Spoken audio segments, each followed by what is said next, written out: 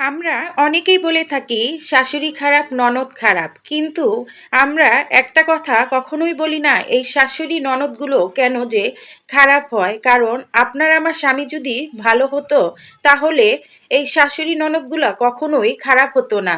Hello everyone, আসসালামু আলাইকুম। সবাই কেমন আছেন? আশা করি আল্লাহর রহমতে সবাই ভালো আছেন। আমিও ভালো আছি আলহামদুলিল্লাহ। কাছে কিংবা দূরে, দেশ কিংবা দেশের বাহির থেকে যারা এই মুহূর্তে আমার ভিডিওটি দেখছেন, প্লিজ একটি লাইক দিয়ে কন্টিনিউ করবেন। আর যারা আমার পেজটি ভিজিট করেছেন প্লিজ পাশে থাকবেন। তো আসলে প্রথমেই কথাটা বলেছিলাম, আসলে একটাবার চিন্তা করেন তো শাশুড়ি ননদগুলো কেন বউদের সাথে খারাপ আচরণ করে, কিংবা তারা কেনই বা খারাপ হয়।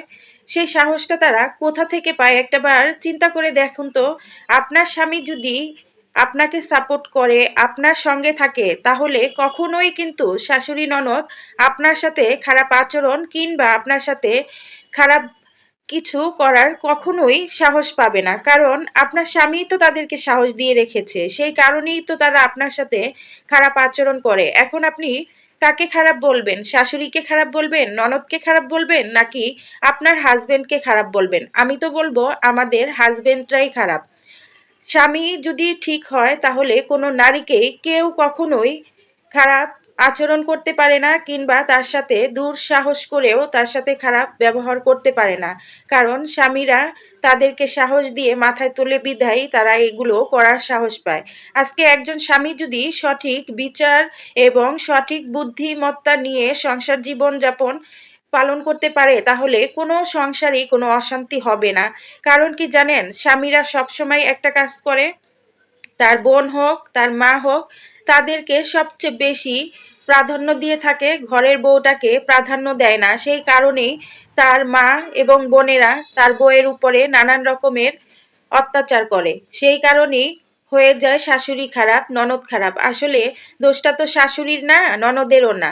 একটা স্বামী যদি সব সময় একটা জিনিস মাথায় রাখে যে আমার বউ আমার কাছে মূল্যবান, এবং বউয়ের স্থান বউয়ের জায়গায়, আর মায়ের স্থান মায়ের জায়গায়, বোনের স্থান বোনের জায়গায়, এই স্থানগুলো যদি ঠিকঠাক মতো পরিপালন করতে পারে, ঠিকঠাক মতো মর্যাদা দিতে পারে, তাহলে কোনো সংসারই কখনো অশান্তি হবে না। কারণ কি জানেন, অশান্তি কেন হয়? কারণ হাজবেন্ডরা সবসময় তার বউকে তার বোনের সামনে, তার মায়ের সামনে ছোট করে কথা বলে, তাকে অপমান করে। তখন শাশুড়ি ননদরা পেয়ে বসে, তখন চিন্তা করে যে আমার ছেলেই তো সম্মান দেয় না, আমি কেন সম্মান দিব, আমি কেন তার কথার মূল্য দিব। আসলে হাজবেন্ডরা যদি তার স্ত্রীকে যথাযথ মূল্যায়ন করে তাহলে সবাই তাকে মূল্যায়ন করবে। এটাই হচ্ছে সবচেয়ে বড় কথা। একজন স্বামী হতে গেলে অবশ্যই এগুলো মাথায় রেখে সংসার জীবনে পা রাখতে হয়। শুধু পরের বাড়ির একটা মেয়ে এনে আপনি যা খুশি তাই করবেন, তার সম্মান নিয়ে খেলা করবেন, সাথে সাথে আপনার পরিবার মানুষগুলো তার সম্মানে আঘাত করবে, এটা কোনো মেয়েই সহ্য করবে না।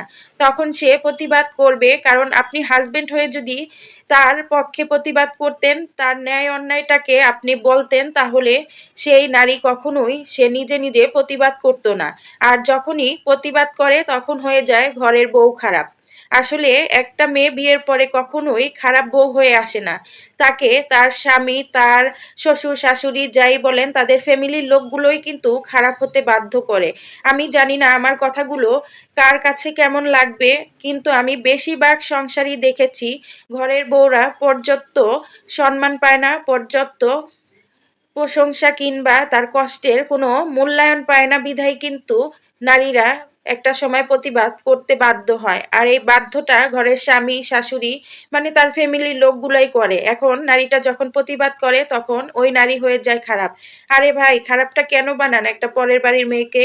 একটা অল্প বয়সের মেয়ে একটা বাড়িতে এসে যখন একদম শুরু থেকে শেষ পর্যন্ত ছুরি থেকে বুড়ি হয়ে যায়, তারপরও কি আপনাদের অন্যায়গুলো মাথা পেতে নিবে? তখন তো ওই নারীটা অবশ্যই প্রতিবাদ করবে। আর এই প্রতিবাদ করাটাকে অন্যায় মনে করার কোনো কারণ নেই, কারণ মানুষের জীবনে চলতে গেলে ন্যায় অন্যায়ের প্রতিবাদ করতেই হয়। নারীদের খারাপ তো আপনারাই বানান, তাই আপনারা যদি ঠিক থাকতেন তাহলে ওই নারীটা কখনোই প্রতিবাদ করতো না। এখানে কথা হচ্ছে যার অন্যায় তাকে অবশ্যই বলতে হবে। এটা যদি আপনার ঘরের বউয়ের অন্যায় হয় আপনি বলবেন, আপনার মায়ের অন্যায় হলে আপনি বলবেন। এটা সব জায়গায় আছে। কিন্তু শুধু ঘরের বউটাকেই অন্যায়ভাবে দোষারোপ করবেন, অপমান করবেন, অপদস্থ করবেন আর আপনার নিজের মা-বোনকে মাথায় তুলে রাখবেন, এটা কোনো নারীই সহ্য করবে না।